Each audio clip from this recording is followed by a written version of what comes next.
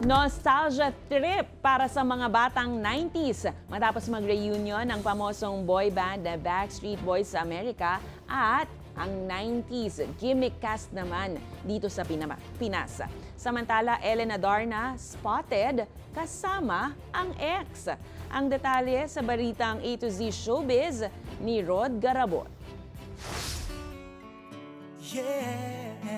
Trip down memory lane talaga ang hatid ng 90s boy band na Backstreet Boys matapos maglabas ng 2025 version ng kanilang sikat na music video para sa kantang I Want It That Way. Tulad sa original 1999 video, may all-white look at may denim look ang 5 BSB members habang kumakanta sa airport at sa likod nila ang isang eroplano.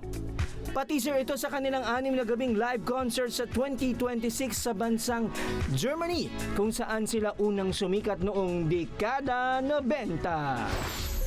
Samantala, may pa-reunion din ang cast ng 90s classic Pinoy barkada show na Gimmick. Sa IG reel ni Marvin Agustin, na reimagine niya ang castmates kung sakali sa Pinoy Big Brother edition ngayon. Andyan sina Dominic Ochoa bilang Papa Dom ng Capiz, Mylene Dizon ang surfer girl ng La Union, Julian Santos alias Adobo Queen ng Alabang, at iba pa! 3 taon ding tumagal ang Gimmick show na siyang tumatak sa young adult Pinoys at nag-launch naman ng mga karera bagong henerasyon ng artistas nung panahong iyon.